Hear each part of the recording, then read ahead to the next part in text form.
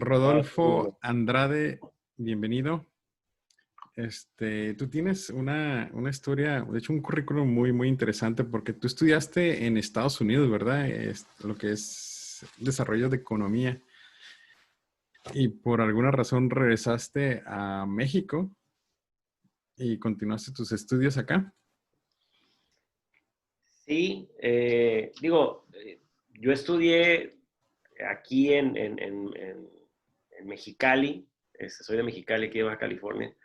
Estudié administración de empresas y en CETIS, y posteriormente fui y hice una especialidad en desarrollo económico en la Universidad de Oklahoma.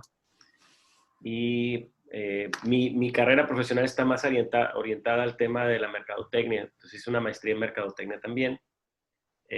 Ya posterior estuve trabajando mucho en temas de emprendimiento y tomé una especialidad en gestión de la MIPYME, ahí por el ESADE, allá en España, y el ITAM, un título por ahí conjunto.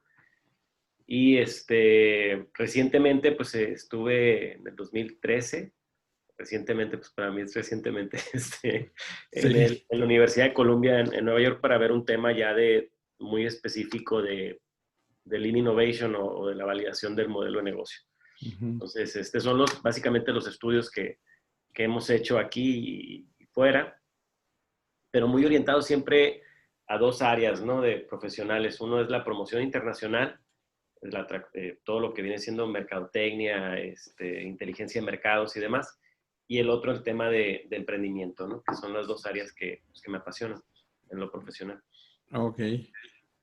Y en sí, ¿por qué emprendimiento? O sea, ¿por qué no, o sea, negocios empresariales ya grandes?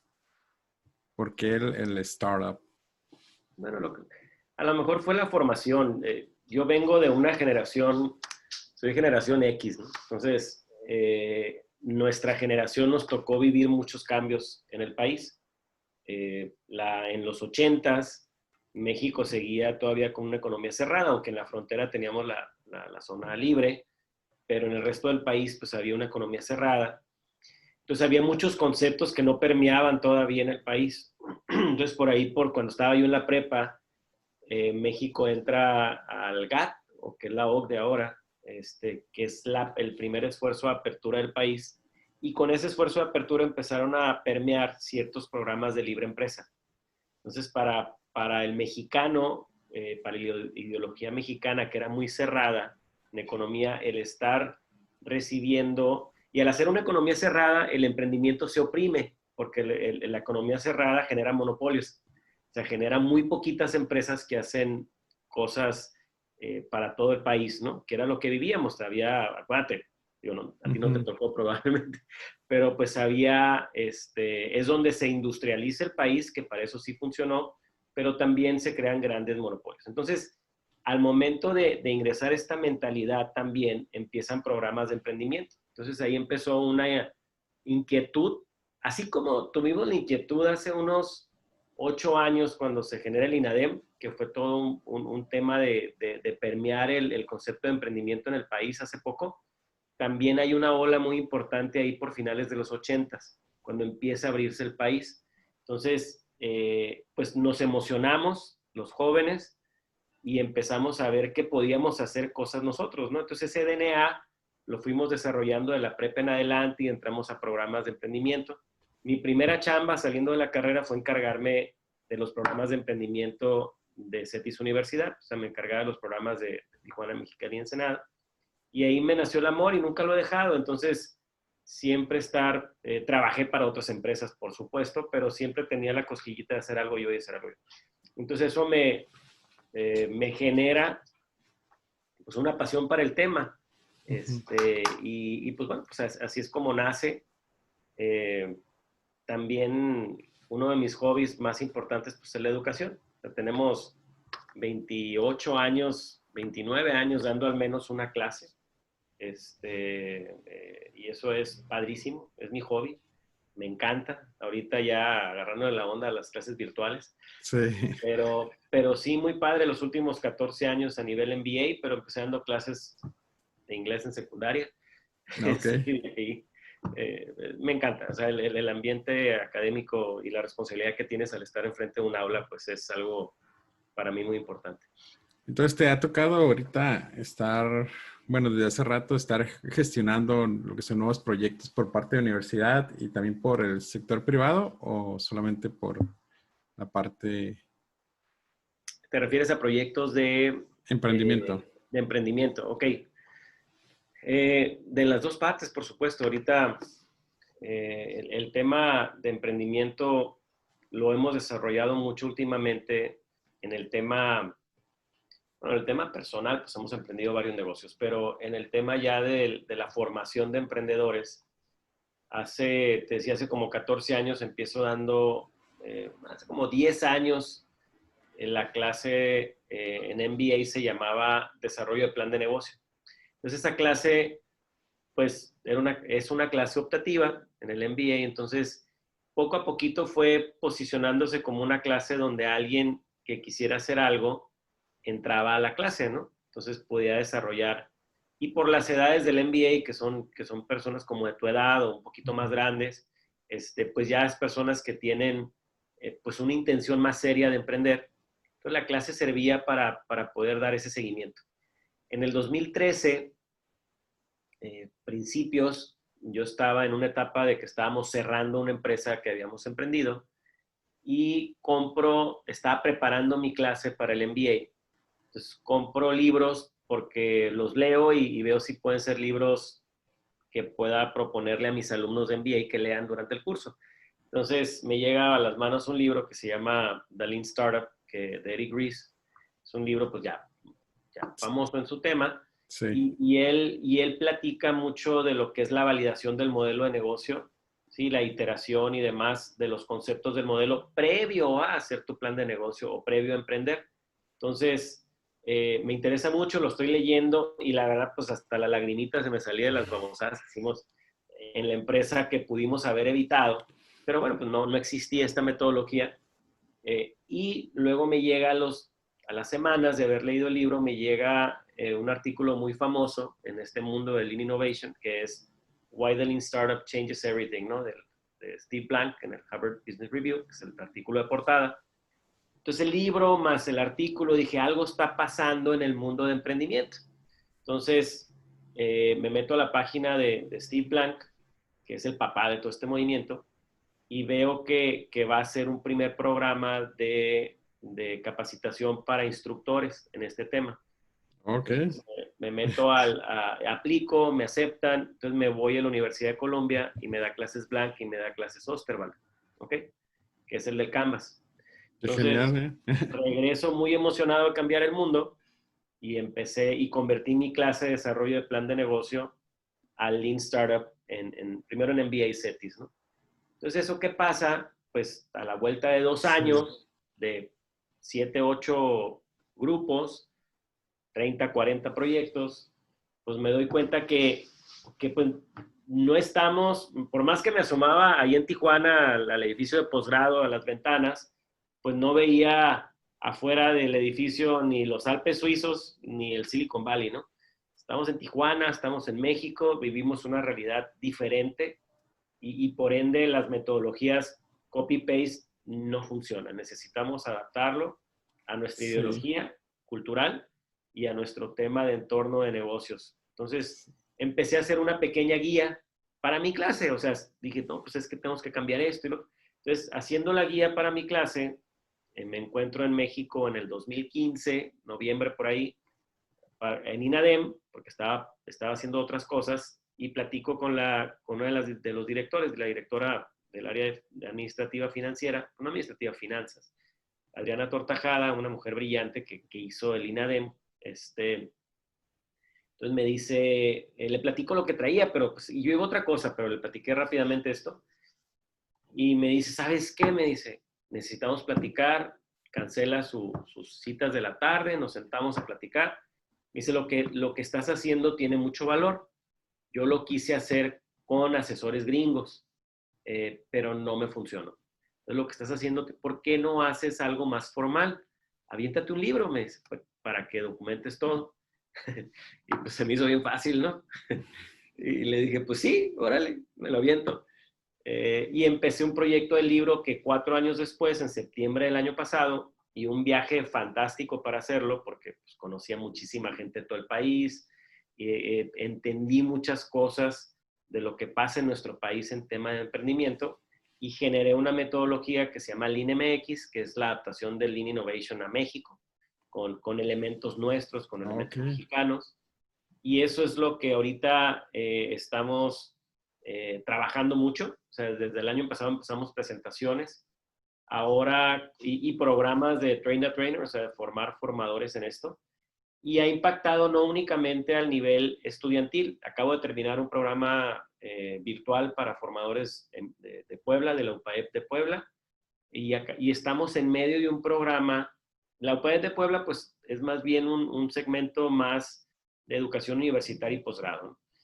Y ahorita estamos en medio de un programa padrísimo que se llama Regresar Fortalecidos aquí en Mexicali, que es un piloto que esperemos podamos repetir, donde se entrenaron a 20 consultores, formadores, y esos 20 a su vez están permeando con 5 empresas cada quien MIPYMES para reestructurarles sus modelos de negocio, para generar ese impacto ya en la sociedad. Entonces estamos utilizando la metodología y en paralelo a esas 4 semanas de aplicación, que por cierto es pro bono, o sea, es un programa pro bono, Órale. por eso te digo que es súper gratificante ahorita este tema, Pero bueno, es desde gratis, ¿no? salones de belleza hasta, híjole, granjas de huevos. O sea, estamos apoyando a un grupo importante de microempresarios, micro y pequeños, y en paralelo hay expertos financieros que nos están armando paquetes para cuando termine la reestructura del plan, pues ver en dónde pueden contribuir con su granito de arena y guiar al emprendedor a buscar fondos si los necesita, o temas de articulación de mercadotecnia digital.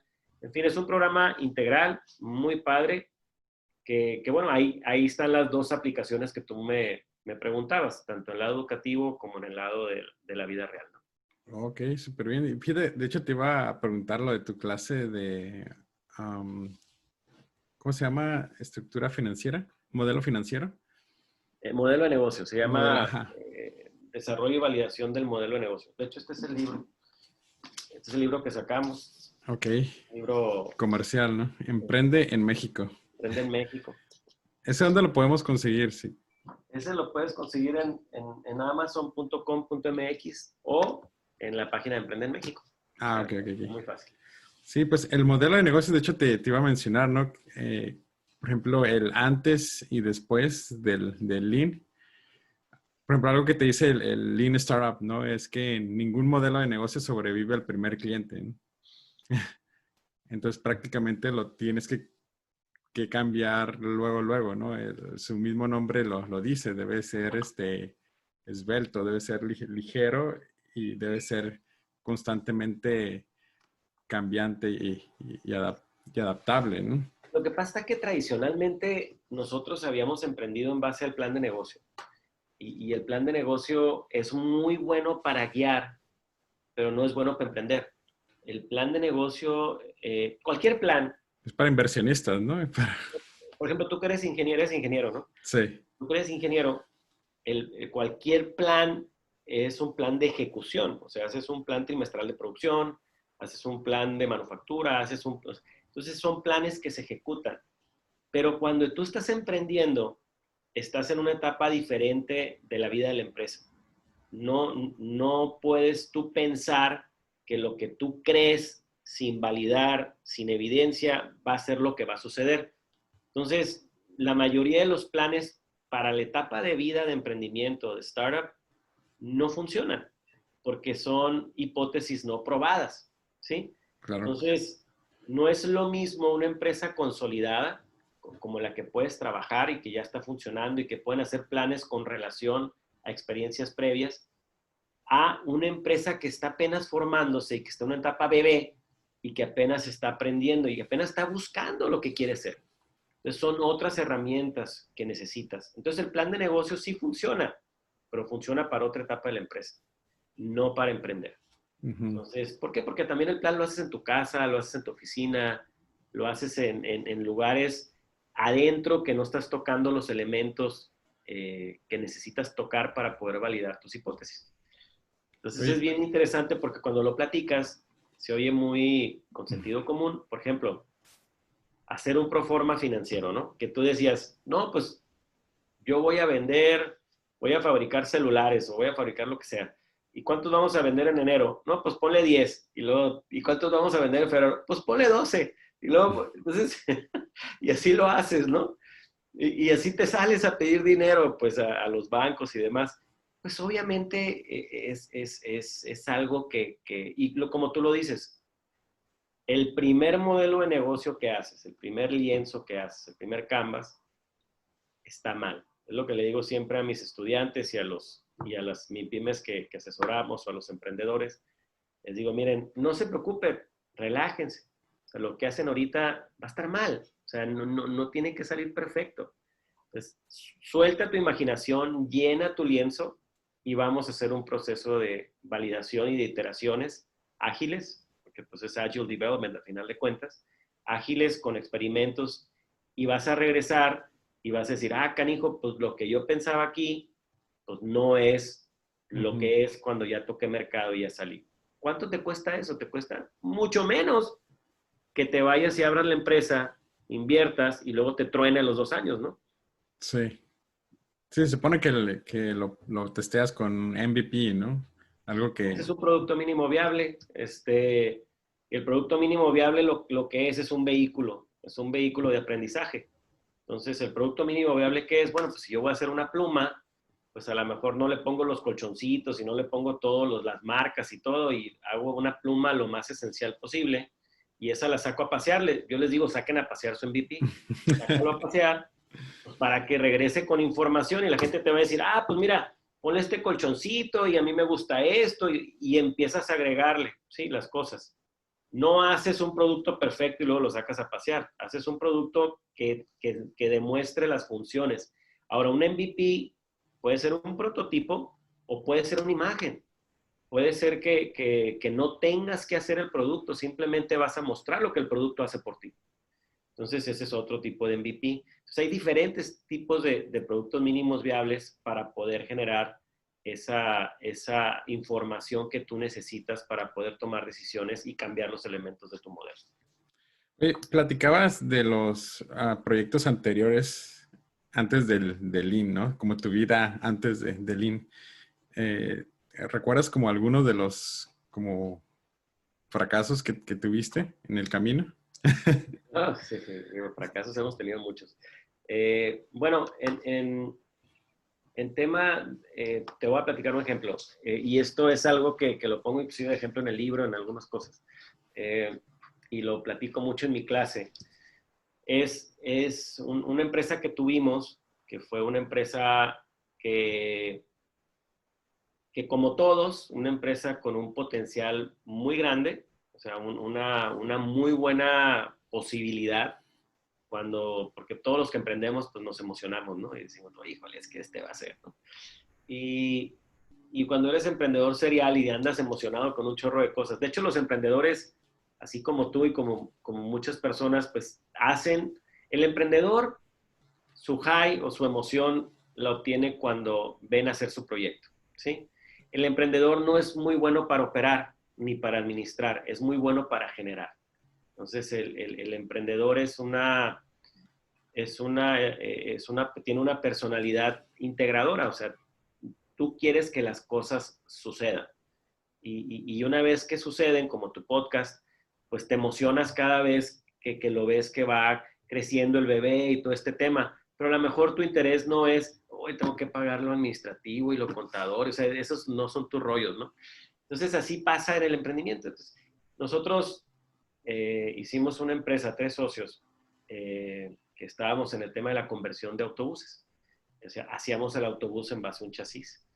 Es un proyecto de mucho capital, un proyecto muy importante que nosotros pensábamos, y en ese entonces yo daba la clase de desarrollo de plan de negocios en la maestría, entonces me salió un plan de negocios, todavía no existía el INE, me salió un plan de negocios increíble. O sea, ya sabes, lo hubieras visto y me pones 10. Entonces, el plan estaba muy bueno, pero no probado. Entonces nos fuimos con una fabricación de un producto que era un producto con calidad americana, porque estaba hecho para las carreteras americanas, y que se fue enfrentando con muchos problemas de no validar. Entonces invertimos muchísima lana en una estructura nacional, con un director de ventas en Guadalajara, con una coordinadora de ventas en Hermosillo, con demos. Invertimos muchísima lana, ¿sí? Y no nos dimos cuenta cuál era nuestra propuesta de valor que iba a encajar con el segmento hasta después de 2 años y muchísimo dinero invertido. Sí. Y eso pues nos dolió mucho, al final de cuentas te duele en la cartera, ¿no? Y aquí el tema es de que en México la mayoría de los emprendimientos son patrimoniales, o sea, los haces con tu dinero. Y somos bien aventados, o sea, el mexicano es súper creativo y muy echado para adelante y te avientas, ¿no? Porque también somos de sangre caliente, ¿no? Pero también, y lo platico en el libro, somos de alto contexto, o sea, somos muy aventados, muy escandalosos y nos gustan las fiestas y todo, pero somos de comunicación indirecta, o sea, no nos decimos las cosas. O sea, el sí no siempre sí, yo pensé que tú pensabas, te digo Juan para que me entiendas Pedro. Oye, pues entonces esa falta de comunicación inicial a veces obvia cosas que no se deben de obviar. Entonces había desde el núcleo de la formación de la empresa muchas dudas que se debieron de haber despejado, sobre todo para un proyecto patrimonial tan grande, ¿no? Entonces, ahí empezamos con un tema. Luego, nunca validamos el producto. O sea, nunca hicimos un producto mínimo viable. Nos aventamos con una corazonada de algo que funcionaba en otro país, que no sabíamos si iba a funcionar aquí, aunque una investigación de mercado nos decía, pues sí hay mercado, pero una investigación de mercado no es una validación de producto. Claro. ¿Sí? No, no El es. cliente no te valida. Claro, el cliente no te está validando, no lo está viendo.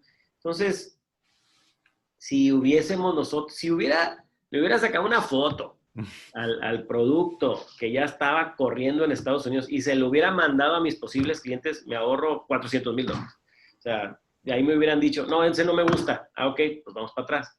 Entonces, por eso creo tanto en la metodología, porque funciona, porque después de ahí he tenido muchísimo más cuidado en validar las cosas, en no invertir a lo bruto, porque pues también México no es Estados Unidos ni Europa, donde el dinero es un commodity. O sea, el dinero es barato, es fácil de obtener y hay muchas fuentes de dinero. Sí. En México no. En México el dinero es caro, difícil de obtener, ¿sí? Y hay muy poquitos que te prestan. Entonces, por eso nosotros los mexicanos emprendemos hipotecando tu casa, vendiendo tu carro, pidiéndole a tu papá, a tus tíos, amigos. O sea, es patrimonial, pues. Por eso tenemos que tener más cuidado al emprender. Sí. Yo nunca he tenido $400,000 en las manos. ¿Qué se siente perderlo así, no? Pues mira, no lo perdimos porque eventualmente Ujú. encontramos el nicho que íbamos a atender. Terminamos haciendo productos especiales, terminamos haciendo Sí. camiones de especialidad, o sea, camiones, oficinas móviles, de protección civil, de C4 móviles. Ok, ok, no. O sea, No fue una pérdida hicimos, total, ¿no? no, sí recuperamos, pero a lo que voy fue que Sí. pudimos habernos ahorrado ese recurso y pudimos habernos ahorrado mucho tiempo. Por eso se llama Sí. Lean, esta metodología, porque busca que los excesos se eviten tanto de Ujú. tiempo como de dinero. Tuvimos la fortuna de que entre los tres socios pudimos aguantar esos gastos y pudimos hacer eso, pero no mucha gente puede. Claro. Y entonces, Sí, y de hecho sí, te lo pregunto porque creo que es una de las cosas que todavía siguen siendo como tabú, ¿no? El perder o fallar, o sea, no es algo como deseable ni aplaudible. De hecho, es algo de vergüenza, ¿no? El fallar. sí. Ese es uno de los problemas también que tenemos como cultura. No nos educan para fallar. Nosotros tenemos que estar educados para probar y fallar en chiquito para no tronar en grande. Ujú. Entonces, el tema, por ejemplo, te lo voy a poner así, y eso se los digo mucho cuando formo formadores, cuando formo entrenadores en este tema, porque calificamos el plan de negocio o calificamos las cosas por la forma, no por el fondo. ¿Ok? Entonces, si el plan se veía bien y la estructura, el índice estaba completo, pues todo lo demás no importa. Cuando es lo esencial, es lo que viene adentro, ¿no? Si funciona o no funciona. Entonces, calificamos. Y luego también estamos acostumbrados a que si falla el joven, lo reprobamos. Si intenta y falla, lo reprobamos, ¿va? Y te saca 5, pues. Entonces, mis alumnos del MBA, cuando empiezan el proceso de validación, de perdida, un equipo por clase, llega y me dice, oye, Rudy, tenemos miedo de seguirle. ¿Por qué? Es que no va a funcionar. Qué bueno. Pero no nos vas a reprobar. Claro que no. O sea, fíjate el miedo que tienen de que tenga que funcionar su primer modelo. Es terrible. ¿Por qué? Porque vas a crear puras falsas, o sea, modelos falsos con validaciones falsas, que al momento de que salen, ¡pum!, truenan y ¡pum!, truenan. O sea, y ese es un problema. Lo que acabas de decir es clave. No puedes tener éxito si no fallas. O sea, necesitas estar fallando intermitentemente, por supuesto, porque si no, no aprendes. Ahora, no, obviamente, pues no te vas a ir como el borras, ¿no? O sea, si sabes que este mercado no es para ti, pues no es para ti, vato. Si yo no voy a venderle skateboards a viejitos de 80 años, ¿para qué hago esa validación? Si no va a funcionar, pues. Entonces, o sea, ubícate. Pero ya una vez que haces las pruebas adecuadas y todo, y ves que tienes que ajustar, pues es un ajuste. ¿Sí? Si ves que el mercado no va a funcionar en donde tú pensabas, o el producto en tus costos no te da, o en la manera de ingresar no es la apropiada, pues cambia de modelo y busca otra cosa que hacer. ¿Qué fue lo que hiciste? Pues sí, tuviste discordancias con tu idea inicial, que es muy bueno, pero no tronaste, no perdiste patrimonio, no generaste una falla mayor que te puede marcar económicamente, sobre todo en nuestro país. El recuperarte de un emprendimiento fallido en México es súper difícil, súper difícil. No es Claro. fácil Lo, recuperar. lo hiciste, lo hiciste con tus ahorros, Claro, con gran parte, o tal vez renunciaste a tu trabajo, ¿no? Para hacerlo de lleno. así es. O con los familiares, amigos y conocidos recaudaste dinero y pues sí, lo que me han dicho aquí, no hay inversión, ¿no? Realmente no hay inversión hacia nuevas empresas. La inversión tiene que salir de tu bolsa o de tu círculo más cercano. Es ahorita, así es ahorita.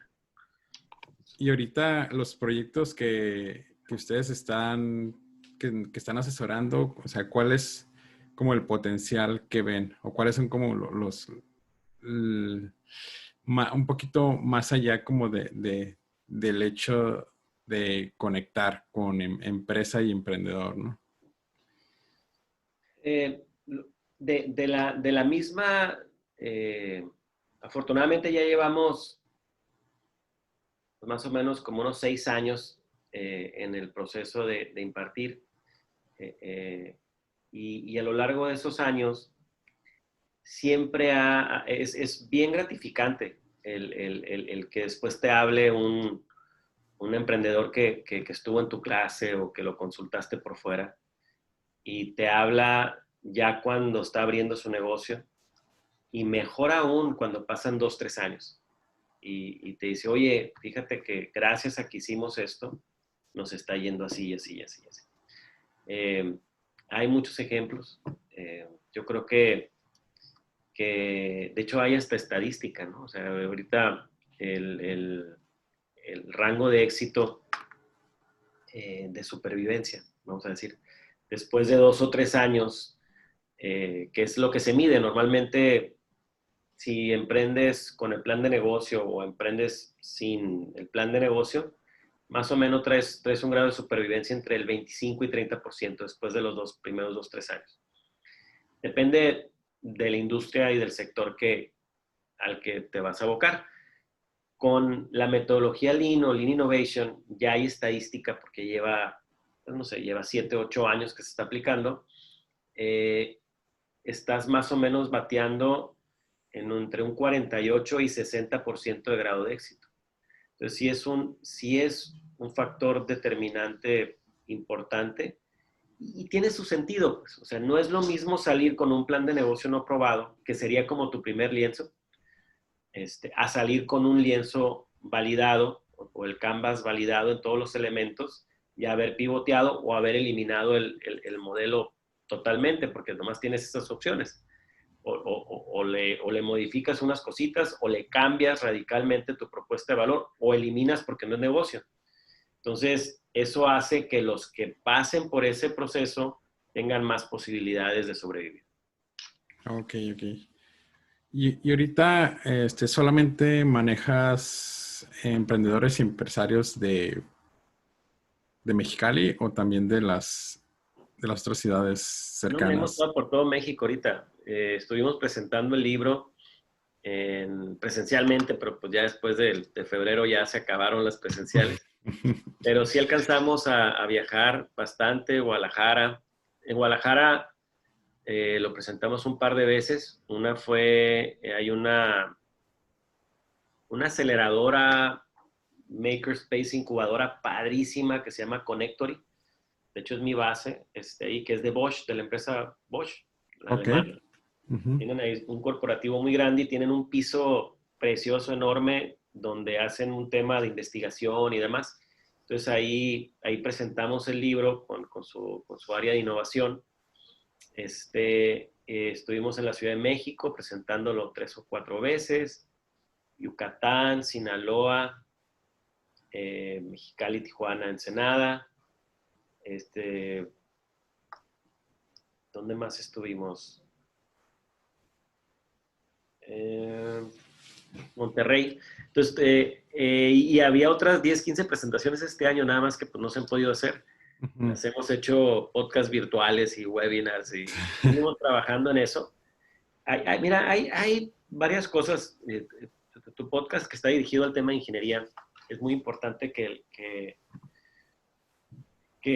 entendamos que el ingeniero hoy en día en México tiene grandes oportunidades. Y aquí yo lo vivo, ahorita también traemos una gorra aquí en Mexicali que se llama presidente de la Comisión de Desarrollo Industrial, que tiene mucho que ver con la retención de empresas, la atracción de nuevas inversiones. Lo que en Tijuana es DATAC, Sí, ok.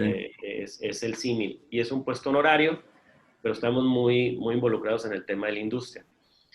El siguiente paso que tenemos que dar, nosotros, Tijuana, Mexicali y otras ciudades que tenemos una inversión importante en industria, es empezar a cambiar el chip de centro de costo, que lo somos, con una eficiencia en diseño, en sistemas, en mano de obra especializada, en tema de logística. O sea, todo eso lo tenemos súper armado, bien, con manufactura increíble a nivel mundial, pero seguimos siendo DNA centro de costos, ¿no?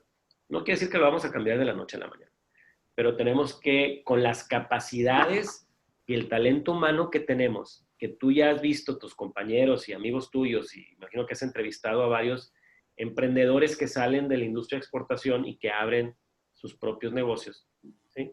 Para integrarse a la cadena de valor. Eso es muy importante, ¿ok? Bueno, ese grupo, ¿sí? También pudiese empezar a generar productos finales de exportación. Entonces, necesitamos evolucionar, ¿sí? Cosa que nunca estuvo en la política pública económica. Esto lo vamos a tener que hacer nosotros. ¿Por qué? Porque así como se desarrolló Japón, Taiwán, China, y tenemos 1000 ejemplos, que sí, empezaron como centros de manufactura de alta calidad, evolucionaron en ingeniería y diseño, y luego empezaron a generar sus propios productos. Ahí es donde tenemos que transitar, ¿no? Para generar centros de utilidad, no únicamente centros de costo. Sí, Tenemos frontera, tenemos todas las habilidades, entonces es empezar. Entonces traemos en CDI un programa muy importante que se llama Empresa Nacional, con 2 vertientes: integración a la cadena de valor, y la otra es algo que le llamo Producto Mexicali, porque yo ok. quiero sacar productos finales de Mexicali. Con toda la capacidad que tenemos industrial, ingeniería y todo lo que tú sabes, Necesitamos sacar, porque ahora también la distribución hacia el consumidor final ha evolucionado. Ya hay muchas plataformas digitales, la logística está más ágil, ya no tienes que venderlo en Walmart nomás, ¿no? Entonces ya tienes muchas maneras de llegar a tu consumidor final. Entonces se ha democratizado un poco el tema de la distribución. Necesitamos aprovecharlo. Tenemos todas las capacidades, tenemos frontera, pero Sí, son contados con los dedos de las manos los productos industriales baja californianos que se exportan. Necesitamos. claro. Fíjate que una de las cosas que quería comentarte es, por ejemplo, tú que ya tienes tu educación en Lean Startup, que sí está como muy, muy enfocado a lo que es la cultura de Estados Unidos, ¿no? Uh-huh. Tú hiciste una adaptación a lo que es cómo podría funcionar, ¿no? El Lean en México. Y aquí hablando de frontera, pues sí, lo que pega más es la manufactura, ¿no? O sea, tenemos, o sea, todos los ingenieros que conozco que trabajan en manufactura, o sea, no, no le piden nada a un ingeniero americano o a un ingeniero japonés, porque al final del día, o sea, trabajan en el mismo producto, trabajan en la misma empresa y hacen los mismos reportes y pues la mayoría, pues manejamos el inglés, ¿no? Pero ya el hecho como de crear un nuevo producto, y siempre traigo este tema, ¿no? Así, o sea, ¿por qué no tenemos un carro mexicano, ¿no? Claro. Aquí tenemos toda la cadena de producción, tenemos todos los ingenieros preparados, pero nadie le ha apostado. Solamente hay como una marca por ahí, pero es como para carros especializados, por ahí creo que en Guadalajara. Pero, o sea, fuera de eso, seguimos manejando lo que es el ensamble solamente de las piezas. Hay unos que manejan investigación y desarrollo, pero aún así sigue siendo para el extranjero. Entonces, ¿cuál es como que la chispa o la receta o el toque mágico que necesita como una comunidad, como lo que es aquí la frontera, de ingenieros para que empiecen a fabricar sus propios productos o empiecen a plasmar sus propias ideas? Porque algo que tiene mucho de valor, por ejemplo, Silicon Valley o algunos otros clusters que se están haciendo en la India y en China, es que tú vas a un café y ahí están como un grupo de ingenieros ya platicando y planeando como que el siguiente proyecto, o incluso ves en la calle como personas haciendo sus pruebas con robots o haciendo sus pruebas con sus aplicaciones, van a restaurantes o a negocios pequeños. O sea, ¿qué es eso que falta, ¿no? ¿Cuál es ese ingrediente que hace que se prenda todo? Mira, si tú le acabas de dar un ejemplo de Silicon Valley, ¿no? Pero es el ejemplo tradicional. Ujú. Pero vamos yéndonos a otros ejemplos. Hay más Silicon Valleys de diferentes cosas, ¿no? Austin trae un hub bien interesante, San Diego tiene su tema de cierta clusterización de biomédicos y de cerveza artesanal y otras cosas, ¿no? Pero aquí el tema es entender que no es un esfuerzo nada más de ingeniería, ¿ok? Y aquí viene el cambio de DNA, pues, o sea, aquí es donde tenemos que ponernos truchas, pues. Si bien es cierto la chispa de emprendedor, del ingeniero que se sale de la maquila para poder abrir su propio negocio, es importantísimo. Igual de importante tiene el ecosistema y los factores de ecosistema que hace que ese taller se vuelva una empresa de exportación, que hace que ese taller con alta tecnología encuentre esa innovación y no nomás se quede en proveer componentes de otro componente de otro componente, ¿sí? Ahorita mencionabas por qué no tenemos un carro. Bueno, un carro puede ser un tema muy estructurado, pero vete a por qué no tenemos un mejor ornamental para agricultura. ¿Por qué no tenemos un mejor modificación de un utensilio de cocina? ¿Por qué no? O sea, la innovación no necesariamente quiere decir que tiene que ser un producto muy complejo, ¿va? Ujú. Entonces aquí hay 2, 3, 4 factores. Uno es esos ecosistemas que estoy mencionando se autoalimentaron de recursos. ¿Qué quiere decir esto? El ejemplo de Tijuana o de Mexicali.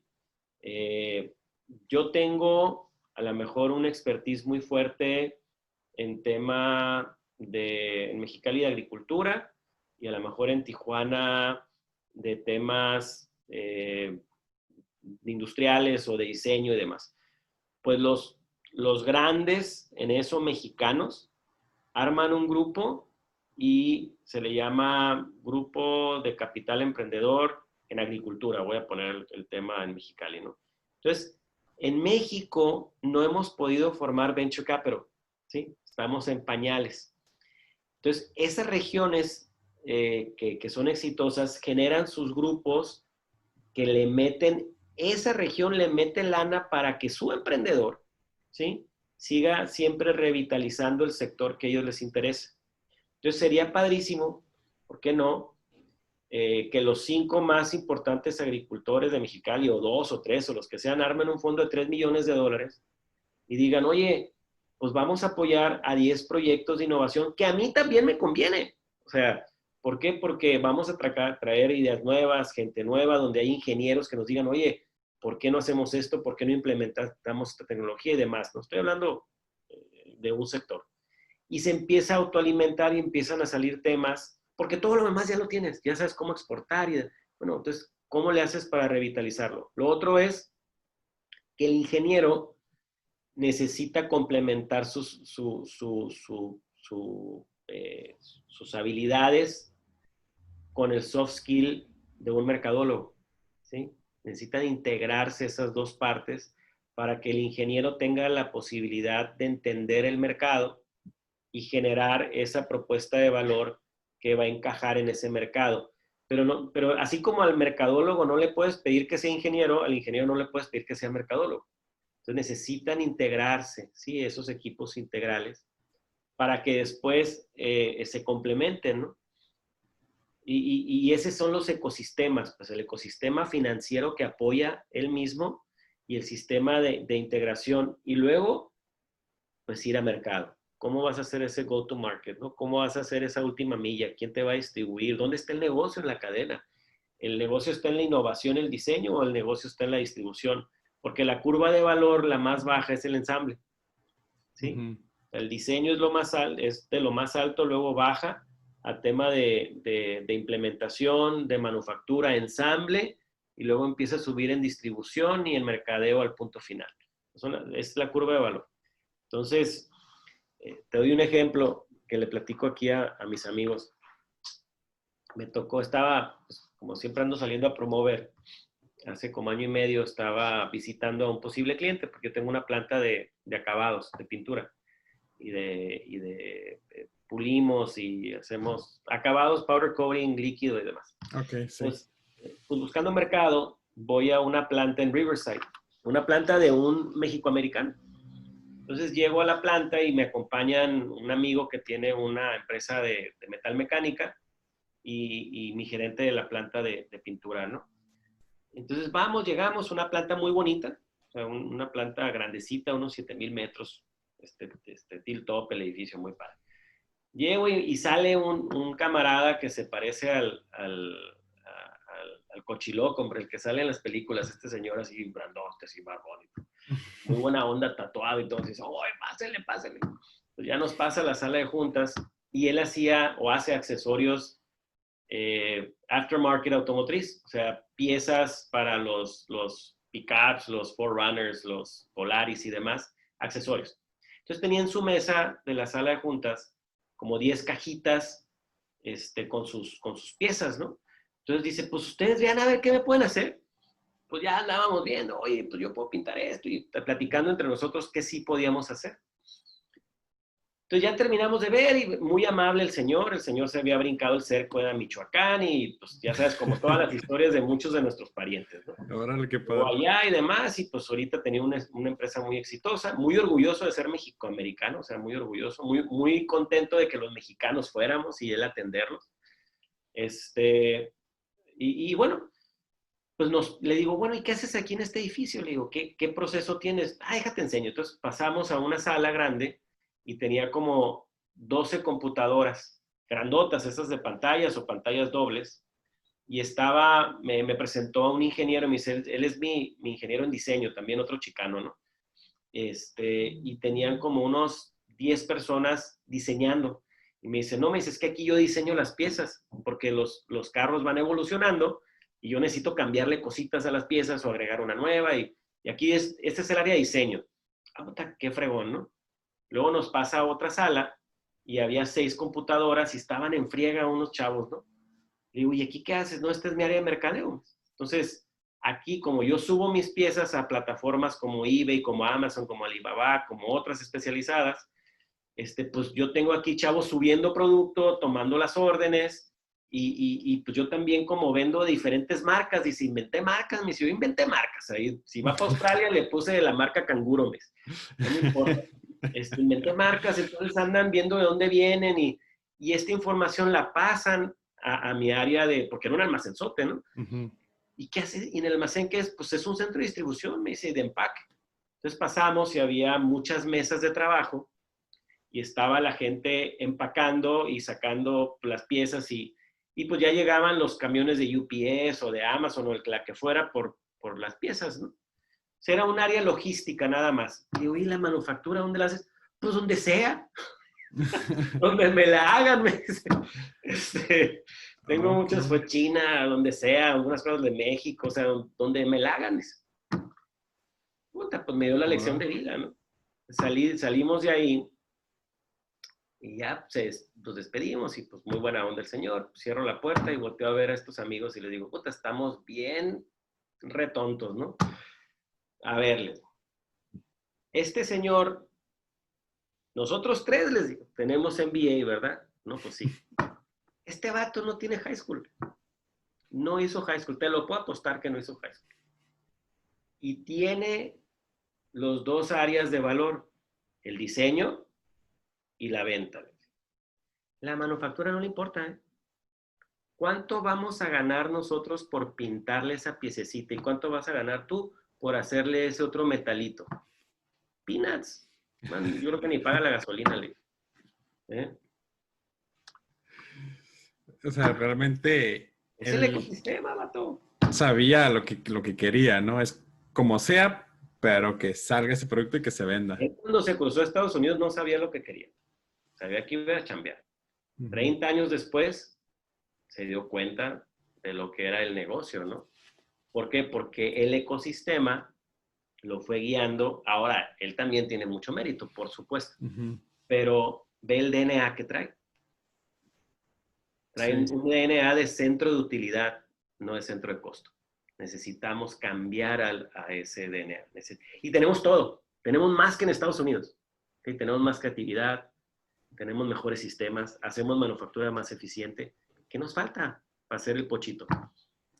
Sí, digo, me refiero a que él tenía como que ya estaba centrado en lo que tenía que obtener, ¿no?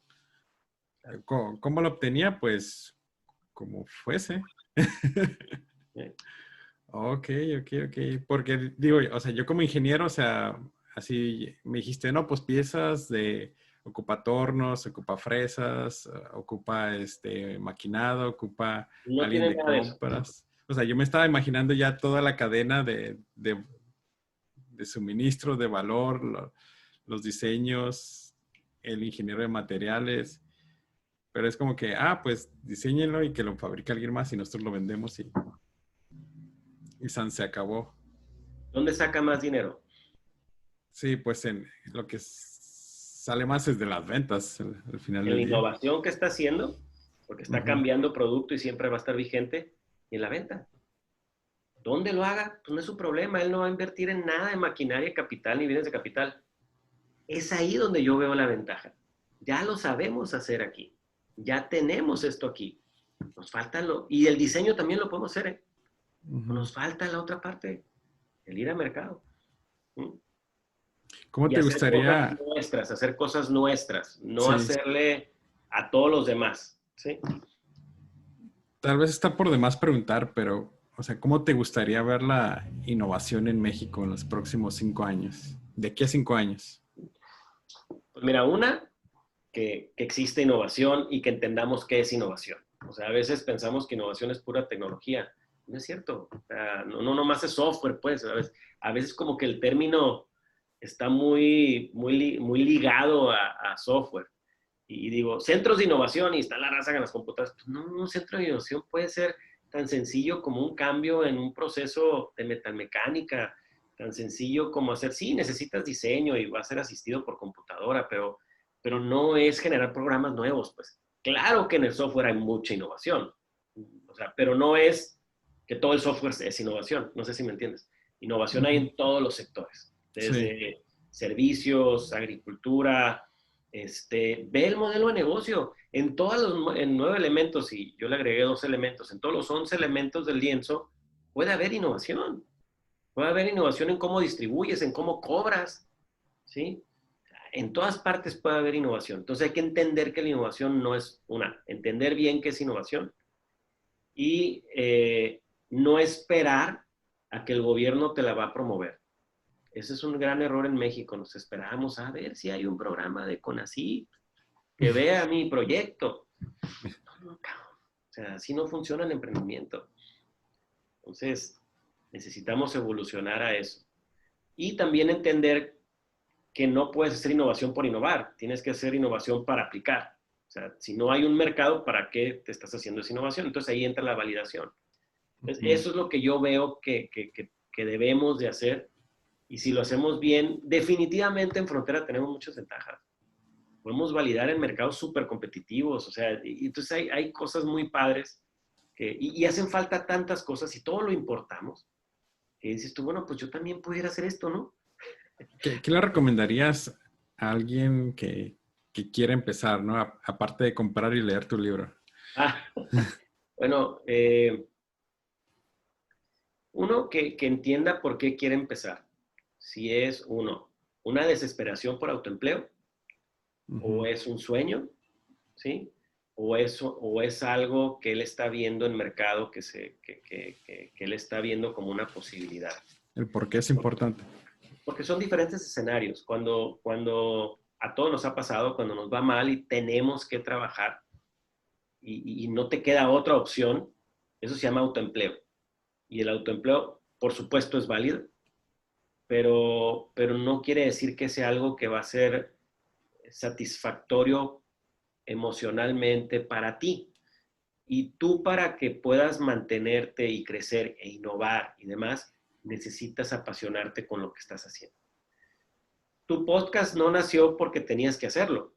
Tu podcast nació porque es una pasión tuya, porque tú lo quisiste hacer. Entonces ahora, después de todo lo que viviste para hacerlo, te das cuenta que vale la pena. Así te debes de sentir cuando empiezas algo. Pero bueno, a lo mejor antes yo tuve muchas altas y bajas en la vida y en muchas de esas, pues, oye, pues vendo lo que quieras, ¿eh? Para darle de comer a mis hijos, pero no quiere decir que me voy a quedar ahí siempre, ¿no? Entonces, la otra es, si ves un nicho de mercado, si tú ves algo que dices tú, híjole, yo le veo como que puede funcionar, y no necesariamente sea algo que te apasione, pues asóciate con alguien que le entienda bien a eso y que se apasione por eso y hagan yo creo que el asociarte en México es difícil porque no estamos acostumbrados, pero también es necesario porque nos complementamos. Y luego lo tercero es si hay algo que te apasiona y dices tú, híjole, bueno, pues valida tu modelo y haz, no te, es más peligroso a veces el apasionado con mucha iniciativa en tema patrimonial, porque es como cuando te pones de novio, ¿no?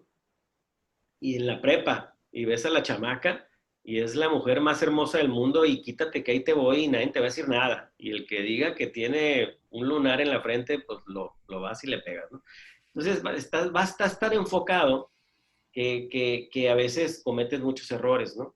Entonces, la pasión tiene que tener una combinación de cabeza, ¿sí? Y de estómago, ¿no? O sea, el corazón pues, tiene que tener esa combinación para que pueda funcionar algo.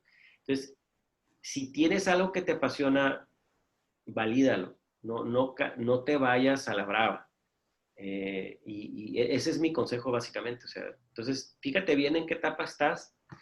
Sí. Yo creo que el emprendimiento en México se da muy natural. sea, muy natural. Somos una raza Sí, extremadamente emprendedora, innovadora.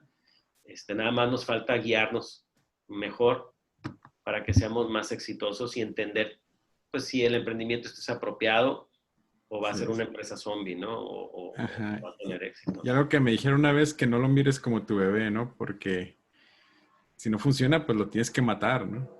Sí. Y cuando emprendes, cuando sacas tu producto, pues es tu bebé, tú lo estás pariendo, ¿no? Y es como cuando sale Simba, ¿no? Y lo presentan a la gente. Entonces, para ti es lo más hermoso del mundo, tu bebito, pero capaz de que para alguien llegue y dice, ay, qué bonito, y la otra persona te dice, ay, qué calientito. O sea, pues no le gustó, ¿verdad? Entonces, pues no, entonces ahí es donde tenemos que prever ese tipo de cosas y validar antes. Es muy económico, es muy rápido y te va a dar información que no tenías antes y que puedes tú, pero lo tienes que hacer tú, como es tu bebé, tú eres el único que puedes hacerle cambios, nadie más. Si se lo delegas a un director o a un colaborador, no vas a estar a gusto, porque no vas a saber por qué lo hizo, por qué estás cambiando a mi bebé. Pero Claro, si tú te convences, ¿sí? Vas a hacer un mucho mejor trabajo y adaptarlo a lo que estás aprendiendo, ¿no? claro, claro. Rodolfo, pues llegamos a la sección de preguntas concretas y tú te puedes explayar hasta donde quieras. La más importante, ¿cuál es tu comida favorita? Ay, híjole, mano. Como soy parrillero, Mm, pues, híjole, tengo muchas recetas, así que, eh,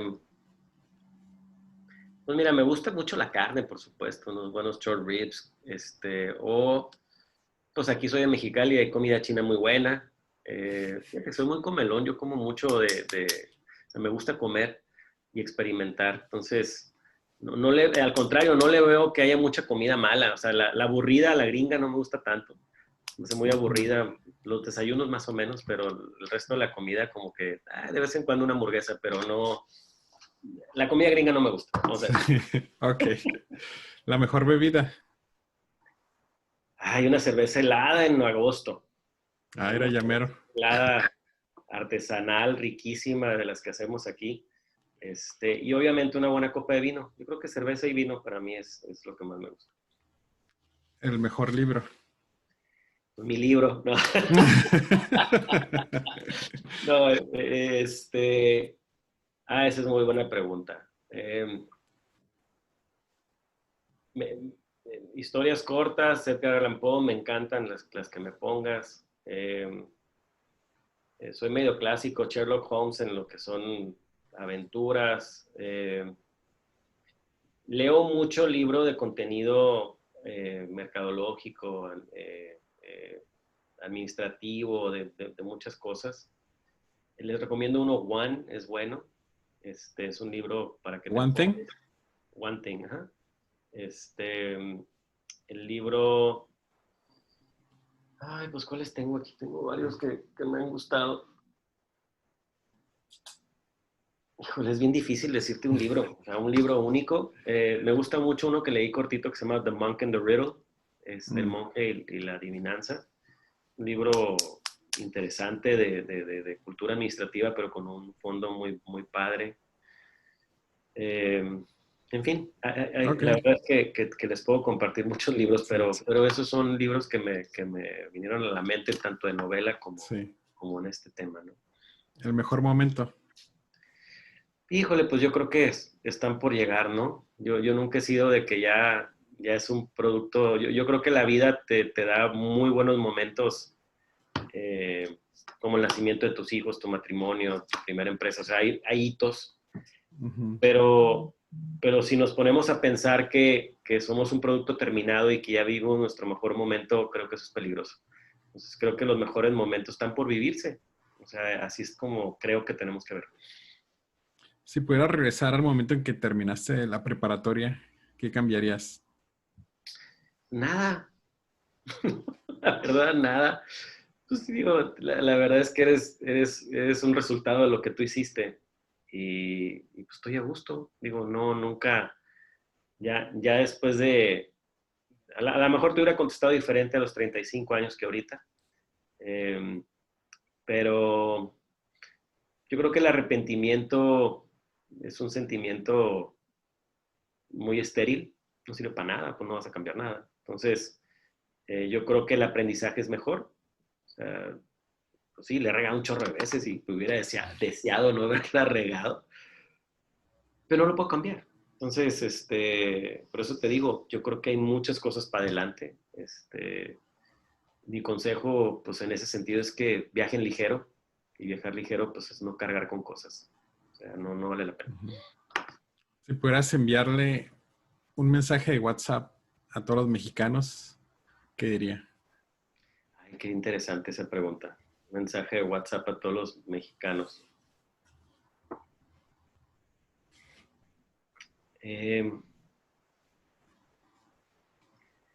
Y la pienso mucho porque en México no todo el mundo tiene acceso a WhatsApp y ese es un problema.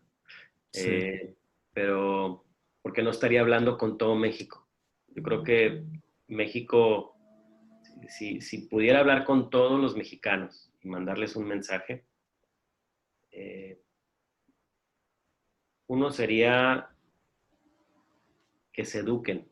O sea, yo creo que aunque se escuche sencillo, pero que se eduquen realmente, porque la única manera que han salido las sociedades es mediante educación. Entre más educada esté la sociedad, educada bien, no manipulada. O sea, son cosas diferentes. No te dejes manipular, edúcate bien. ¿Por qué? Porque vivimos tiempos complicados de un país muy dividido. Vivimos tiempos que si estuviéramos con una base de educación, no pasarían. O sea, la ignorancia genera mucha manipulación en todos los sentidos. Y yo creo que ese es uno de nuestros grandes defectos como país y como todos los otros países que son fáciles de manipular. El ejemplo que ayer platicaba con unas personas, si tú te fijas, Estados Unidos con Trump crece o se ve una clase que estaba escondida durante muchos años. Estados Unidos estaba transitando a una época más progresiva, más progresista, más liberal. Y pensábamos que no existía esa masa tan grande de odio, de racismo, de algo que nació por este liderazgo, pero sobre todo de falta de educación. No sé si te das cuenta, o sea, hay Sí. una falta de educación en esa masa crítica. Fue como un renacimiento de los racistas. Los racistas, pero eso es falta de educación. Si te fijas, el blanco no educado es el que vota por Trump. Claro. Entonces, es fácil de manipular porque no está educada. O sea, ahí está una muestra. Igual nos pasa en nuestro país. Claro. Tenemos una masa no educada, muy golpeada, igual que lo que pasa allá, muy abusada por generaciones de gobiernos que la mantuvieron ahí. Y eso es el resultado. Entonces tú te vas a cualquier otra sociedad donde la educas, a cualquier otra sociedad donde la educación es su base, la que quieras, ¿eh? Ve los países. Entonces, Claro, todos son primermundistas. Rodolfo, gracias por tu tiempo y pues nos vemos para la próxima. muchas gracias, Miguel. Éxito. Bye. Bye.